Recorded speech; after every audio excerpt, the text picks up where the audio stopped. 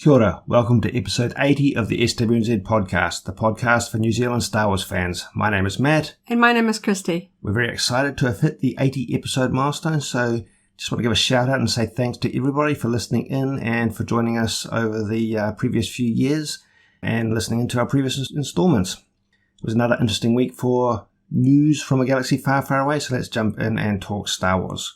First up, I want to acknowledge that today is Star Wars Podcast Day, or in fact February the 7th in the US. Today is February the 8th in New Zealand, but February the 7th celebrates Star Wars Podcast Day, and we're very proud and excited to be part of that celebration. February the 7th is the anniversary of the first broadcast of Jedi Talk, the first Star Wars related podcast which premiered back on February the 7th in 1999, 24 years ago. So, as I say, thanks for joining into this podcast, but if you want to jump in and find other podcasts associated with Star Wars Podcast Day, you can search your social media for the hashtags Star Wars Podcast Day or SWPD 2023. Okay, we are counting down the days until the launch of Season 3 of The Mandalorian on Disney+, taking place on Wednesday the 1st of March, local time in the evening. We've talked about that in the most recent podcasts and talked about the trailer that came out a few weeks back. Just wanted to note that we have a screenshot gallery up on SWNZ.co.nz. So if you saw and enjoyed that trailer on YouTube or Disney+, check out the link on SWNZ.co.nz for a scene-by-scene gallery to see all the details from that trailer and get a feel for what we can expect in The Mandalorian Season 3.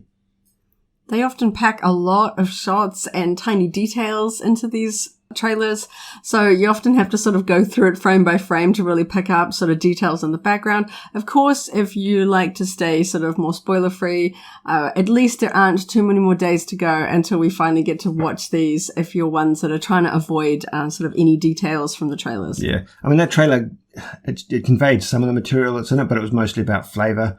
We're seeing a lot of Mandalorians, some colourful Mandalorians, but I don't know that it gives too much away in plot detail, just people that are involved. So that's just the level of spoilers you can expect from that. All right, other news, book news, novel news. E.K. Johnston, the Star Wars author, has announced that she will have a new young adult book coming out called Crimson Climb. And I'm quite excited for this one because it is focusing on Kira from Solo: A Star Wars Story, and the presumption based on the sort of era that is conveyed on the cover image is that it's going to describe what happened to Kira and her association with Crimson Dawn between the points within the Solo storyline where she was away, separated from Han Solo.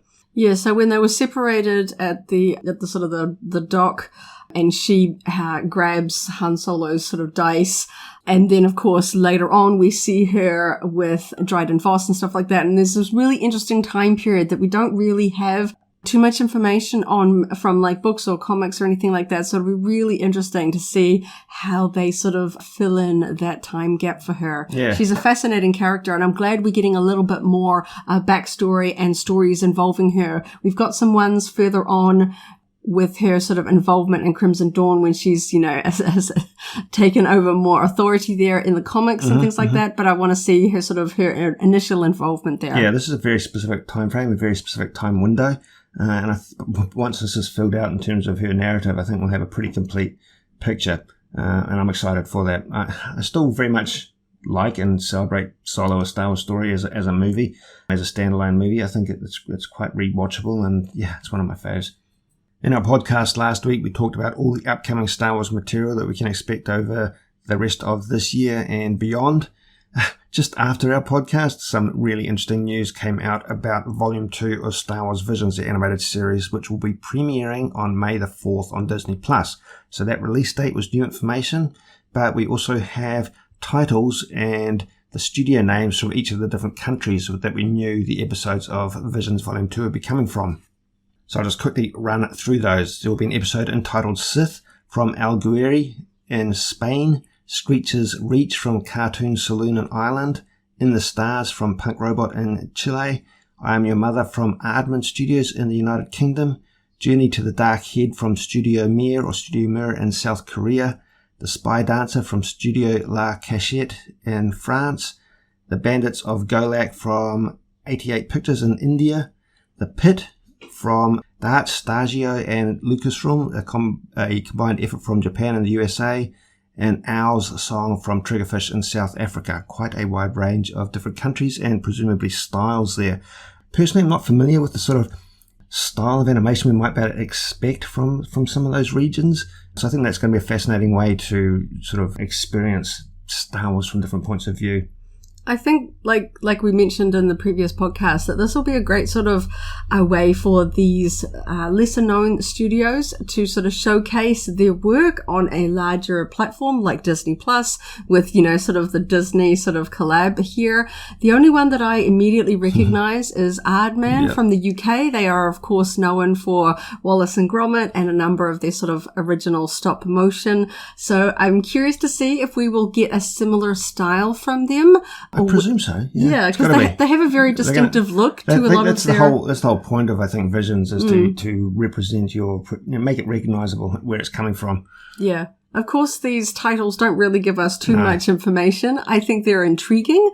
But of course, as we saw in the first season of Visions, it was really there was no way to sort of anticipate what kind of stories. The first one's called Sith. I think that's the most recognizable word, yeah, there's got a little bit of a clear sort of direction there. Completely ambiguous. Yeah, so it'll be really exciting and not as long to wait as I thought. I thought this could be, towards the end of the year. So it was, almost a year away. But May the 4th is actually a lot more closer than I was anticipating for this. I think having a solid date on that. They must have gotten to work on this pretty quickly after the first Visions, really. I know these are shorter in duration, but these are also smaller companies. Well, each studio only has to do one episode, so no one's producing material back to back.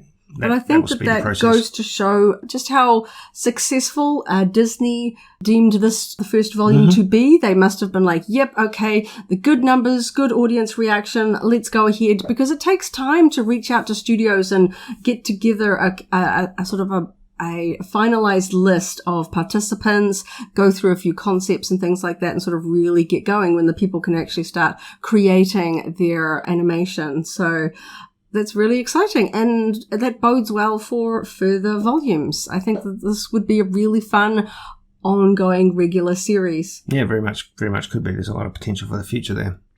We saw limited merchandise from Volume 1 of Star Wars Visions, just from a couple of the specific episodes, particularly Ronan and the twins.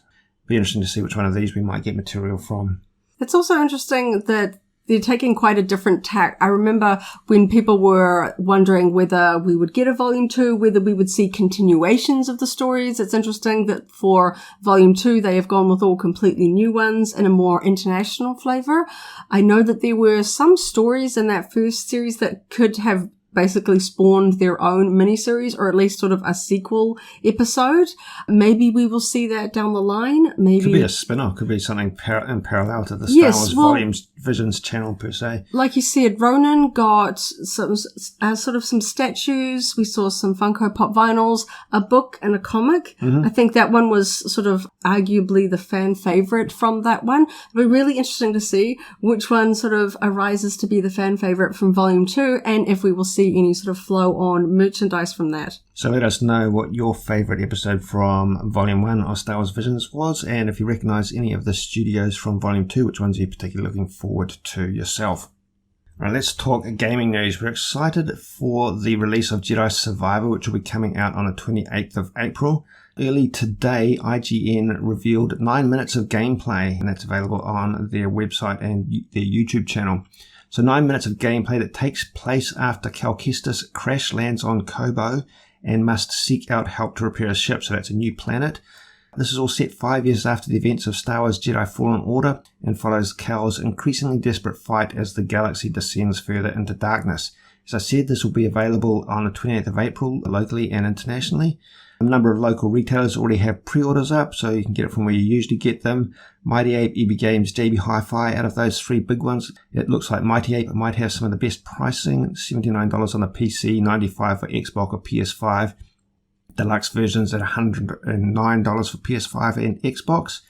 If you get a pre-order for this game in early, you will be eligible for a pre-order pack, which includes an outfit for Cal with the Obi-Wan inspired Jedi Survival cosmetic pack. The deluxe versions for the consoles there come with a Galactic Hero cosmetic pack and a New Hero cosmetic pack, which includes apparel for Cal, a weapon, each set, and BD1 skins. It's always a little bit frustrating that the console versions of these games tend to get a few of those sort of digital freebies more than the PC. That's my personal opinion, because I tend to play video games on the PC rather than console, but at least there's something there. I'm very much looking forward to this game. The gameplay was quite fun at the 9 minutes that they put in. We have to concede that we haven't finished the first one yet each. Yeah. Yeah, but nevertheless, the gameplay style, a single-player game I'm actually quite looking forward to. We play online MMORPGs, but a single-player one that's not tied into the requirement for waiting for other people in queues just to get through gameplay is something I'm looking forward to. And I'm very pleased at the level of success. That means we've actually got quite a bit of associated merchandise as well. I see that the Black Series 6-inch Cal Kestis action figure from this game specifically will be coming out very shortly. That's available from the likes of Mighty Ape as well. But yeah, very cool gameplay, nice graphics. We don't get any story spoilers in this gameplay. He's just fighting sort of beasts and foes on the planet, not to give any spoilers away. I don't think it's terribly spoilery, but if you want to go in clean, I think the basis of this was to basically show some of the cool combat styles in here, some of the moves you can do. Obviously there is the force, so you get some sort of cool sort of force augmented moves that you necessarily wouldn't get from a sort of a blaster wielding character, and some cool lightsaber moves. Obviously we're going to have some cool sort of really neat fights when you get to the bigger, badder boss fights in this game. We get sort of the low level sort of mob trash mobs to sort of fight through, but it's it really shows that there's a weird amount of running in this thing. It just sort of, there's sections where he's just running around the map. It really does feel like somebody sat down and pressed record and just sort of ran around the map for a little while and fought a few things and bits and pieces like that. So do check it out if you're excited for this game. Let us know if you've pre-ordered it. We're very excited to get our hands on this. Yeah, well, the thing that excites me the most, as I just said earlier, I think in many ways is the fact that we're seeing an extension of a pre-existing story arc, and we're seeing specific love for the character Cal Kestis. It's nice when someone from the expanding universe has become so popular that they're sort of kind of incorporated into merchandising and products and ongoing material in this way. I know that EA kind of got a lot of criticism for basically sitting on their hands with the Star Wars video game license for many years. And this kind of throws me back all the way back to the Kyle Katarn sort of Jedi Order series, the Jedi Knight series way back when, where we sort of had this series of games that would sort of follow a main character. And I hope that this turns into a regular series, or at least heralds a bit of a new era in Star Wars video games. You know, everyone's always sort of crying out for Battlefront, but, you know, I do enjoy the ones where you can just sit down and play by yourself, play through a Star Wars story without having that kind of hurdle or the learning curve of fighting up against people that are better skilled at video games or just want to sort of annoy other players by killing them over and over. The single player ones where you just sit down and you have fun in the Star Wars world, I think is very approachable. Can be a lot more immersive. I think you can just totally get in the zone if you're doing it by yourself. Yeah. Also, on the topic of Star Wars games, the mobile app game Galaxy of Heroes, there's some new news associated with that. Why don't you hit us with those details? Yeah, well, this is a really long-running app game. It's been running since December 2015. I have been playing it since then, and they're pretty good about adding regular content to it. But this most recent update, the sort of the Road Ahead update, they have dropped a lot of exciting news for a lot of people.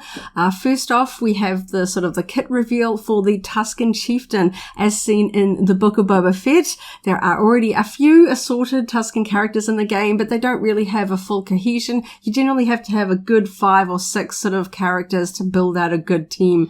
So the Tusken Chieftain is going to be a really good addition. And then we also saw revealed is the Tusken Warrior, also from the Book of Boba Fett. And these characters will work very well with the Boba Fett Scion of Django character, if you're lucky enough to have that one unlocked already. We also got the confirmation of an upcoming Krayt Dragon raid, as we see in season 2 of The Mandalorian. People wondered about whether this would be a potential, because as we see in the series, it takes a whole band of people coming together to fight it.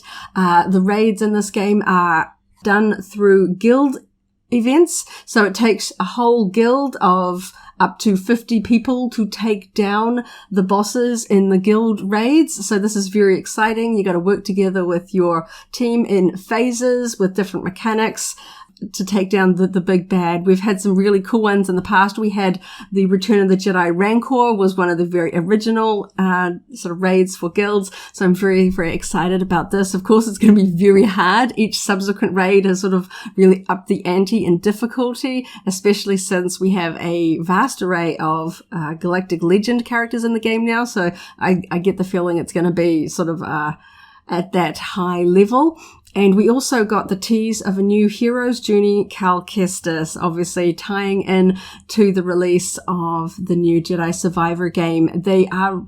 Galaxy of Heroes pulls in characters and content from every sort of facet. We have ones from comic books, we have Dr. Aphra, we have HK-47, we have Darth Malgus, and just if it's we've got Kyle Katarn and Mara Jade, characters that don't exist in the current canon. If they're from a video game or a comic book or a book or wherever, they just pull them in. It's just a sort of a free-for-all. So it's really fun to see video game characters. Like, I love seeing there's quite an array of characters from the Knights of the Old Republic and SWTOR, Star Wars The Old Republic video games in there. So it's fun to see them getting ready to jump in with Cal Kestis. And they are also adding in Sarah Junda and Merrin, were the two other names from the Jedi Order video game series that will also be added into this game. So I know some people are very excited about Merrin, and there was mention of BD1 in there as well. Okay. We don't know whether he will be sort of with Cal on his shoulder, or whether he will be a tiny little separate character. I guess we'll have to wait and see. But that is like a fabulous one there. A Cal Kestis, I'm guessing he will be very similar to the way that we get Starkiller in the game, but they haven't said exactly how we will earn him yet. But he will not be a Galactic Legend. He won't be quite as hard to get as that tier of character. So we've talked about Galaxy of Heroes in previous podcasts, specifically because it has been going for quite some time now, a number of years, as you mentioned. Why don't you just comment again, just to let people know if they haven't played this game, is it still the sort of game you can get into even this deep into the story progression? Yes, well, because it's been going for, I think we're coming up on just over, 7 years? Yeah. We passed the 7-year sort of anniversary in December. That's part of what makes it worth talking about, of course. Yeah, so there is a well-known sort of content creator, Arnold T101 on YouTube. He creates content for this game. He's very entertaining, and he started a sort of a brand new account to show how viable it is to jump into this game as a brand new player at this point in the game. And I have to say, they have made it very easy to basically catch up, to sort of jump into the game at day one. Brand new player, pick up the game. The game is completely free to play if you choose to. There are no ads in the game. It is supported purely by purchases in the game, but I myself have played completely free to play since day one. Surely you will get slower, but nothing is paywalled behind. I'm still working my way on, the likes of Darth Malgus and some of those high tier Galactic Legend characters, but I can still unlock them in the game. I just won't get them day one, next to the people that will pay money to do so. So I appreciate that. I like that there isn't anything that you can only get by paying money. And they've kind of helped new players sped up. They kind of introduced a sort of not quite a tutorial, but sort of a way to made it easy. They've got like a layout and they're like, okay, so here are these characters you should unlock first. Then once you've got those, move on to this tier and then this tier. It's kind of like a flow chart to help you get strategically important characters that will really boost your roster of characters and help you get up to those meteor fights and help you sort of get on your way to unlocking your first Galactic Legend. And it's just a fun character collecting game. Even if you just potter around playing very low level, just here and there, it is still fun to collect characters from all across the Star Wars galaxy of stories and have them and put together your own sort of mashup teams. It's really quite fun. Okay, yeah, that's really important to know, I think, for a game that's been running that long, that has PvP and guild/team strategic components to it. You need to be confident that it's actually viable to enter at any point and actually be able to play and keep up. when you get to the end game and very high level, the top tier guilds are very, very competitive. Yeah, sure. It is known that there are some people out there that have spent, 5-6 figures on this game. It is very, very easy to spend hundreds of dollars very, very quickly, but you don't have to spend an absolute dime on this thing. You don't even need to watch an ad. You can just collect the characters and make pretty good progress in the game at your own pace. And I really appreciate that. I play a few other games that do really sort of put things behind paywalls, and that's always a little bit disappointing. But, app developers need to make an income to support these games.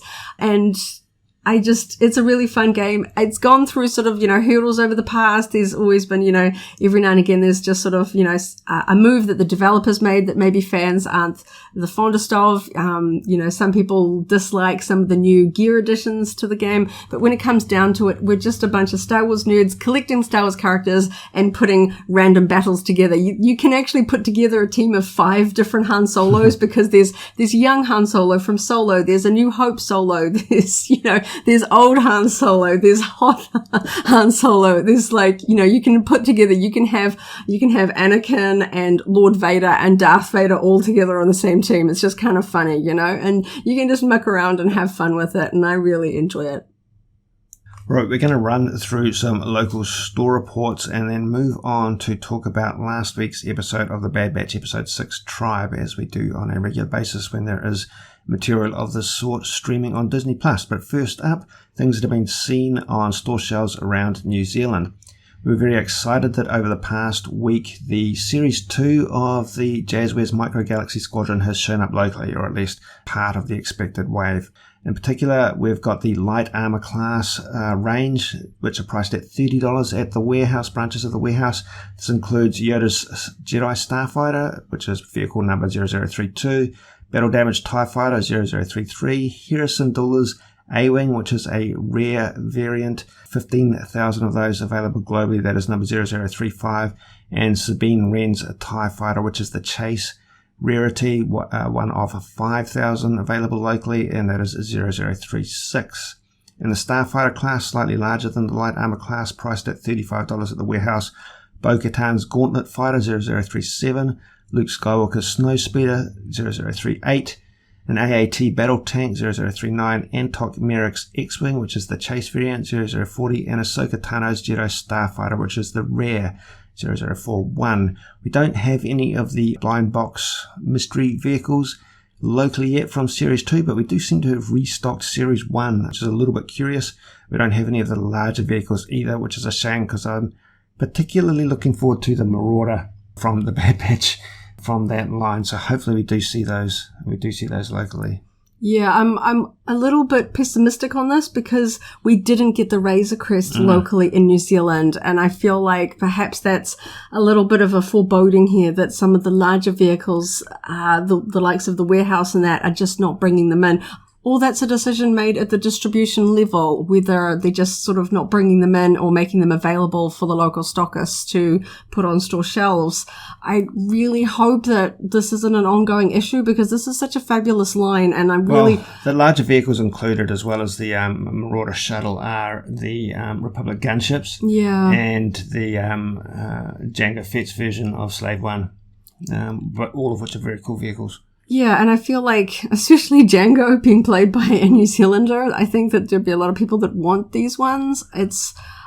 I'm hoping that perhaps we'll be able to find them maybe from Australian stockists, because I know last time the Razor Crest was certainly stocked in Australia, which was frustrating that they got it and we didn't.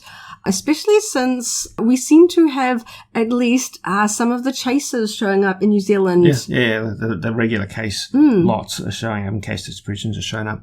Hey, but so we're missing out on some things, but one thing that blew everybody's minds this past week was that in the Micro Galaxy Squadron, showing up at branches of the warehouse and Toy World locally, it was the Boonta Eve Battle Pack, a pack that included 2 Episode 1 Phantom Menace pod racers, Sebulba's pod racer and Anakin Skywalker's pod racer. Part of the reason why this was so exciting, beyond the fact that it hasn't shown up anywhere else on the globe, is that this wasn't actually even an announced product. It's labelled as Series 1, which is extremely curious. And it's quite a big vehicle pack, and just shown up locally, priced at $45 in New Zealand. Yeah, this was quite a fun find. I like the pod racers. I think that they would be just a fabulous addition to this line. And it's really interesting, as you say, this is Wave 1, but it's showing up on store shelves alongside Wave 2. But all of the product from Wave 1 has a gold foil launch edition sticker showing that they were the first items made. This Wave 1 box does not have a launch edition sticker on it. So it seems to have sort of been like a 1.5 release. People are wondering whether it was supposed to be released and maybe they decided not to. Confusion was it a cancelled product that they've only got some of? They didn't dump them somewhere small. They just dumped in a small country, and that happened to be us that managed to get them. So we snatched this for our collection. It's kind of a weird feeling because I think it would be fabulous to have the full gamut of pod racers. But if this one with the main two, Anakin and Sebulbas, didn't make it to widespread release, that doesn't really sort of instill me with faith that they will do other lesser known pod racers. Like I say, it's not clear why it's shown up in New Zealand only yet. It may show up with wider distribution. That remains to be seen, but that's the state of play at the time of recording. We have taken a close look at that over on our personal vlog site, Villa Varakino, so check out our YouTube channel for a close, detailed look at the Micro Galaxy Squadron Boonta Eve Battle Pack. Another exciting release, or at least availability of pre-orders locally, is the 40th anniversary Return of the Jedi line from Funko Pop Vinyl Figures. Quite a wide range of characters here, including some deluxe and another Builder Scene series up for pre-order and all the usual places, including Mighty Ape. Mighty Ape has them for $27, $25 if you're a Primate member, $64 for the deluxe scenes and the Build a Scene set, $62 if you're a Primate member there.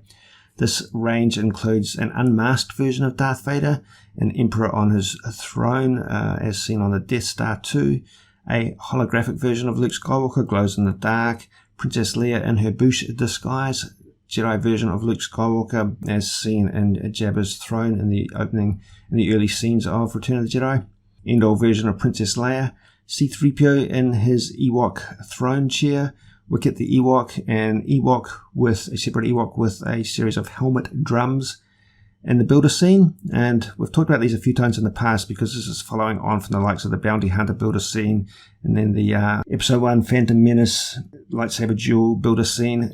We've got a Builder Scene series that is going to be based on the Sarlacc Pit skiff battle, and each of the pieces build up to build a skiff basically. So first up is Chewbacca and Luke Skywalker.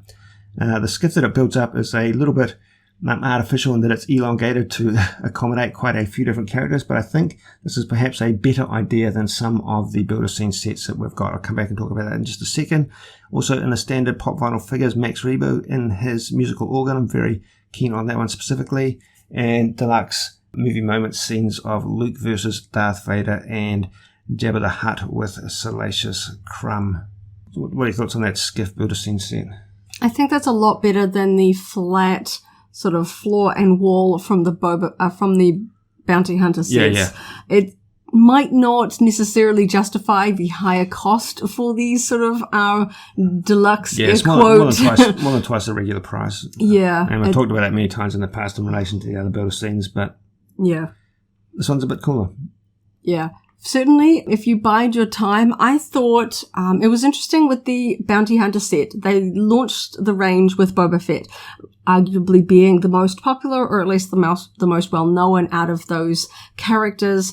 And it wasn't too long before we started to see him come down in price and ended up being on basically clearance. So I was like, okay, if Boba Fett lasts on store shelves because people are not paying full price for him and gets down to that sort of price point, we can only assume that the others will follow suit. And yes, we have seen all of them and we're just starting to see the very final character from that lineup, which was Darth Vader. He is finally starting to hit that lower price point as well. So if you really wanted that Bounty Hunter lineup but balked a bit at the price, they did all eventually come down to about half price, putting them much closer to what I think is an appropriate price point. Most of them you could generally get for somewhere between $29 to $35, which is not too much more than a standard pop vinyl price, because you've got some extra sort of scenery. Because It's kind of funny. All Funko Pops are generally priced the same, but Star Wars ones have always come with a base. And in years past, most of the other lines don't come with bases or even a bobblehead. They don't even have the wire in their head. They are just figures. The Star Wars ones have always been slightly different, but they're priced exactly the same. So it was kind of funny that they added even more price to the fact that these ones have a slightly wider base and a flat panel wall. So it'll be really interesting to see if this skiff builder scene will follow the same fate and end up being on sale. We'll certainly have to bide our time and watch, particularly at stores like EB Games, where because they are a brick and mortar retail store, they're much faster about wanting to clear out old stock, and then you start spotting the clearance stickers on them. Mildly interesting about this is that so far we've seen Luke Skywalker and Chewbacca, which are characters that there are quite a few pop vinyl figure versions of out there. Expecting a Boba Fett on this skiff as well at some point, but there's a little bit of room there for some really unique Aliens, Return of the Jedi, skiff guard creatures in that lineup, which could be interesting. They could be quite desirable. It's certainly an interesting idea and a little bit more different than some of the other scenes that we've seen. I think my favorite of the ones that connect together is the Duel of the Fates from Phantom Menace. That's nice. That's tight. It's only 3 characters. Yeah, and it made a lot of sense because there is sort of a set component around them that sort of more justifies the higher price point, and that looks really good all connected together. So it'll be really neat to see how this looks. Let us know in the comments whether you think that you'll be diving in and starting to collect up this builder scene set. So all of those Return of the Jedi 40th anniversary Star Wars Pop Vinyl characters and sets are available for pre-order locally from wherever you get your Funko products. Let's jump in and talk about episode 6 of The Bad Batch, which screened last week, entitled Tribe. We will be delving into spoilers here, presuming that everyone's had time to watch it over the previous week. Just also a reminder, we're recording this episode on February the 8th, New Zealand time. Tonight's episode of The Bad Batch is a double episode. We'll include the clone conspiracy and in that secondary episode called Truth and Consequences. Looking forward to that. And we will talk about those in next week's podcast. But first up, episode 6 of The Bad Batch, Tribe. The Bad Batch meets the Vanguard Axis briefly for a job in a sort of space station setting. Omega ends up helping Gungi, a Wookiee Jedi youngling, escape from his captors on the space station. They intend to return him to his home world, but when they venture to Kashyyyk, they find it being ravaged by a group of Trandoshan mercenaries working for the Empire. Bad Batch have to win a local tribe's trust, and the Bad Batch clones join the Wookiees and the indigenous wildlife in the fight against the Imperial opponents. The aggressors are eventually defeated, and Gungi is reunited with his people. I personally loved this episode. It felt very much, it involved known characters, known settings, and it felt very much like, even though it was just a single one-off episode, it felt very much like the sort of content that just had this really positive Star Wars vibe to it. Yeah, it obviously connects very closely to the Clone Wars series with the reintroduction of Gungi, who is a Wookiee Jedi youngling that was introduced further back in the Clone Wars series. So if you spotted him in the trailer, you might be aware of this character. If you haven't watched the Clone Wars, then it would have been sort of a fun surprise to find out that this young Wookiee is actually Force sensitive and has a lightsaber and stuff like that. But I was really excited when I spotted him because he was one of those sort of fan favorite little characters, and you know that most of the younglings in Jedi would not have survived Order 66, but it's fun to see yet another sort of one that managed to escape. And I thought it was sort of one of those heartwarming episodes where the Bad Batch are sort of learning a little bit about Wookiee culture, learning to work with the environment. We see what is, on the appearances, creepy spiders, but Gungi tells them, no, if you're not a threat, they'll leave you alone. And they actually kind of utilize the spiders in their fight, which I thought was neat. And we see some really sweet moments of Omega sort of bonding with another young person out in the galaxy. She is very trusting, and she immediately sees that he is being sort of tortured or she's captive and immediately wants to rescue him. Stop at nothing to help him and return him to Kashyyyk. She doesn't know anything about him, but she sees somebody in pain and immediately wants to help. And that to me speaks to that she sort of automatically sort of bonds with people, and she's so trusting. And I just really like that in a character, especially when we're dealing with a post Order 66 Empire world where there's a lot of harshness and a lot of just sort of grim oppression and stuff like that. I really appreciate that Omega is just the sort of beacon of light and positivity, because the Bad Batch are kind of jaded. They've gone through a lot. They've got a lot of stuff to sort of deal with, especially with the conflict with Crosshair and things like that. So I like the moments because I get the feeling we've got a bit of a dark trajectory coming.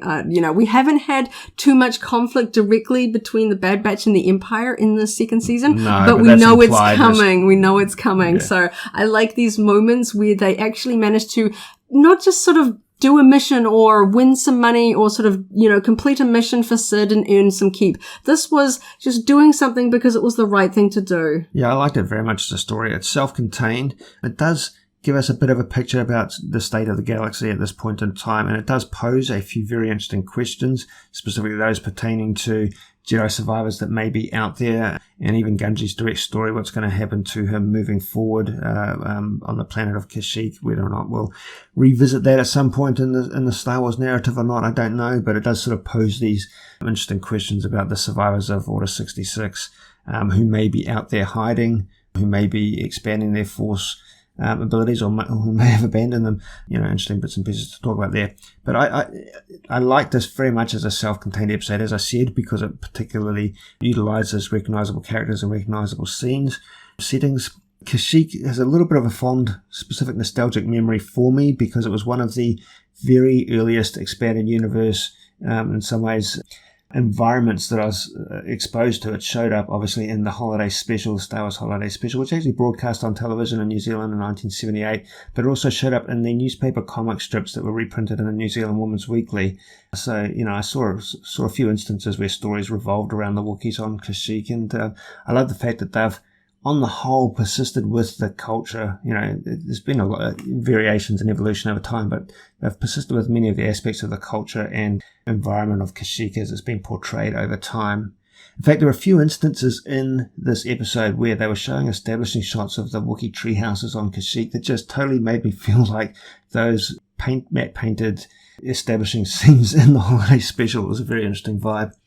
Yeah, I appreciated returning to a well-known. It's kind of funny, we don't really see much of Kashyyyk in, it's kind of known and referenced in the original trilogy era. People knew about it in the 70s, but it wasn't until episode 3 that we finally actually got to see it in a live action movie. Beyond the holiday special, of course. That is mostly contained to the beach. We see a little bit of the tree houses along the sort of the tree line. But not the depths of the forest. And it's not the sort of the culture. It's not where the people live and stuff like that. So it's always fun when we see those elements. It was a battlefront line, basically. It wasn't the with the villages. droids kind of coming out of the water and the Wookiees coming out of the forest and sort of clashing on the beachfront. But just talking about nostalgia, that does strongly make me remember the early versions of Battlefront that we used to play in the Kashyyyk settings on there. Yeah. And if you've played Knights of the Old Republic, you know that you spend a fair amount of time on Kashyyyk there for a very important mission. You meet an important character there. So it's always fun when they bring back these sort of classic ones. Because I know in a lot of animation, they're like, here's a random new place. Here's this place over here that you've never heard of. And it's sort of like you're scrambling to try and remember all of these places. So sometimes it's fun to go place that is very well known and is familiar to most fans watching it. And it's always neat seeing, just sort of Wookiee culture. We see some, people that aren't perhaps, the Wookiee warriors. We see sort of an elder tribeswoman and obviously Gunji being a young one. They make reference to the fact that, he's a Jedi. He won't be safe anywhere. So we may as well take him home because that's the best chance of survival he's got. And then later on in the episode, when they're sort of reflecting on Gunji and Omega, that the galaxy is not a great place for young people. They basically call them children and basically saying that it's just a hard place, which feels a little bit foreboding for Omega, especially because she's proving that she's capable. She wants to sort of, be an equal beside the Bad Batch, but she didn't go through the same training. She's not the same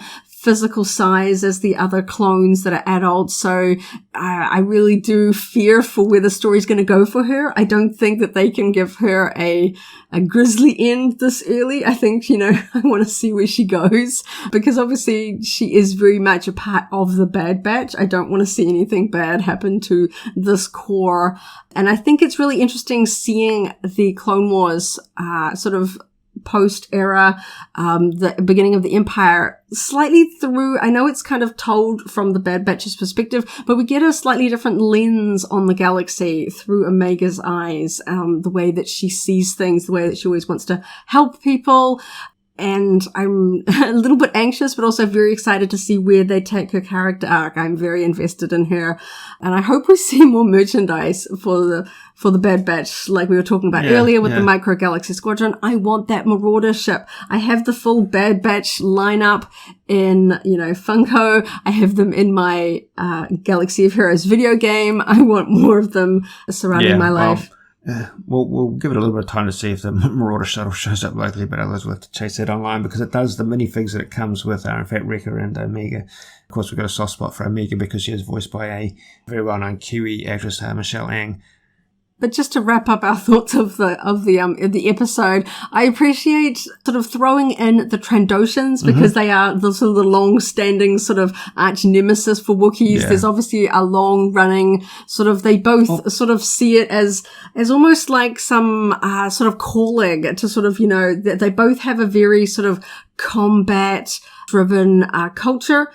We know from sort of expanded universe entries here that Trandoshans kind of have a scorekeeper sort of goddess, and they earn points by sort of having kills. And so there's a really that affects your success and role and rewards in the afterlife. Yeah, so they're very driven to seek out worthy opponents, not just killing sort of, low-level creatures or something like that. And they see Wookiees as one of the sort of the most sort of like, I don't know, worthy to sort of take on, because they're sort of evenly matched. And then, of course, Wookiees have this kind of proud culture. They're fierce fighters. So they sort of, there's all different ways that these keep sort of coming across. And obviously we see in this episode that Trandoshans are working with the help of the Empire. Yeah. It's interesting that we actually see the Empire here is actually clone troopers. Mm-hmm. We still see them in their episode 3 era clone troopers. And the Trandoshans are driving battle droid tanks. Yeah, because I always like seeing, and this is part of the appeal for product lines, vehicle lines like the old Action Fleet, and hopefully moving forward the Micro Galaxy Squadron. I always like seeing expanded variants of known vehicles. So it was quite cool seeing these AAT tanks with additional decker, and they had flamethrower weaponry instead of projectile or missile-based weaponry. We saw them using sort of fire-based weapons to basically clear jungle to sort of make their way. And it was interesting seeing like the Empire sort of cog logo on the side of what we think is sort of, separatist and battle droid aligned vehicles. So it was quite interesting seeing those. They were decorated and equipped up for jungle terrain, which was all quite a cool version for them.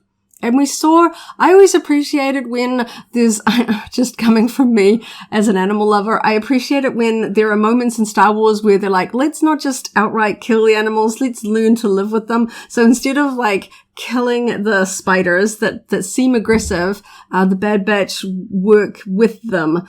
And we certainly see Gungi working with them to sort of overcome a foe. And we see the Wookiees riding sort of these big creatures around, which I thought was really fun. We don't actually end up just sort of with a lot of animals dying in this episode, particularly with a young character in here. I appreciated that they didn't go too dark there and just sort of end up killing a lot. No, that's what I mean. The overall vibe was very positive and had a good positive Star Wars feel to it. Just in terms of wrapping out details, I did also find the opening scenes, even though they're a bit cryptic and ambiguous as to how they might tie into anything else, if at all. Vanguard Axis, I believe was the name of the smuggling cartel that they were meeting with, and basically delivering fake identity blockchain codes. Essentially, there was just an opening setting that didn't necessarily need to tie anything, but it did like the design of that space station and the droids that they had to come up against. I thought that was just a cool variant before we moved into the full Kashyyyk setting. So we're very much excited for tonight's episodes, a double episode coming up. That will mark the halfway point in this season, actually. We had, I guess these episodes that are coming up will tie into the opening episodes because we haven't had a lot that primary story arc so far. And that will build up to another pair of double episodes at the conclusion of the season later. And we're expecting, just on the way things are panning out on the calendar, for that to overlap with the first early episodes of season 3 of The Mandalorian, which will be a very interesting time, and will make for some quite long podcasts as we have to talk about both the episodes that have just screened of The Mandalorian and The Bad Batch. But yeah, what a time to be alive when there's almost too much Star Wars to watch in one evening. Yeah, it'll be really fun. Yeah, because straight after the sort of wrap-up of Mando Season 3, we'll be moving into Star Wars Visions as well. That coincides with a couple of months after the start of Mando, so those will be very closely aligned. Presumably they're going to dump all of Visions Volume 2 in one hit, as they did with Volume 1. They're usually short episodes. We did actually watch through all of them in one hit, and we'll probably do the same in Volume 2 again. But we've got a lot to talk about in future podcasts because of all this fantastic material. And before too long, we'll start to be hearing release dates for Skeleton Crew and Ahsoka down the line, of course, and the Acolyte, of course. Yeah, so if you enjoy jumping online to talk with other fans about the most recent episode of whatever Star Wars show screens on Disney+, we like to jump online and play some Star Wars video games and just sort of chat about the episode that we just watched. So we'll be doing that again after the double episode of The Bad Batch. We'll be streaming on our personal Villa Varakino Twitch stream, and we'll have that video archived on our Villa Varakino YouTube channel if you just want to catch up and see what our thoughts were and just sort of, I really appreciate sort of talking through, like we do on the podcast, the bits and pieces that we liked and different plot points. But there's something about doing it fresh just after you've watched it, while it's all in your mind, and you're just like, wow, that was interesting. Wonder what this is going to do, and just sort of talk about the highlights and things that you really enjoyed. So I really appreciate opportunity to sort of talk about that. And it's really fun having some of you other guys jump into the chat and share your favorite bits. It really does sort of bounce ideas around and just enjoy it. When everything that's fresh, it's always enjoyable to reflect and discuss and share the aspects of it that you particularly like personally. Because I know a lot of people want to jump online and start talking about episodes with other fans on places like Facebook groups, but we've got to be fair to other people, and not everyone can stay up and watch them the day that they come out. It's not everything screens at a convenient time for everybody around the globe. Of course, we're pretty lucky in New Zealand that at the moment Disney Plus material is coming out at about 9 p.m. in the evening, not a bad time, and depending on the time zones and daylight savings, it's sometimes as early as 7 a.m. We're pretty fortunate in that regard. So the live streaming is our way of being able to jump online and talk with fans about what we've just watched, but in a way that's not going to put spoilers in front of other people's faces. I know in social media feeds, there's, so many stories of somebody just scrolling to get the sort of daily updates from friends, and then somebody just posts a blatant spoiler that just sort of ruins the experience. So this is our way of making sure that it doesn't pop up in somebody's social media feed, and we really enjoy it. So do pop along and join us if you want to hang out and talk about the Bad Batch episodes. Yep, so that's on our personal Villa Varakino Twitch channel and then YouTube channel thereafter, links down below. Well, that's about it for today's installment. I guess we're done doing talking. If you have any thoughts on the topics we discussed today, we're definitely keen to hear them. Leave a comment on the YouTube page or our website page for this podcast. Thank you for tuning in. We appreciate you taking your time to listen to us share our passion for Star Wars. Stay tuned to our website, SWNZ.co.nz, for Star Wars news for New Zealanders, and another podcast episode next week and every Tuesday. Don't forget, you can jump on over to either our Facebook group or the SWNZ message boards to discuss all the latest Star Wars news with other Kiwi fans. Kia ora, kia noho, haumaru. Thank you for listening and stay safe.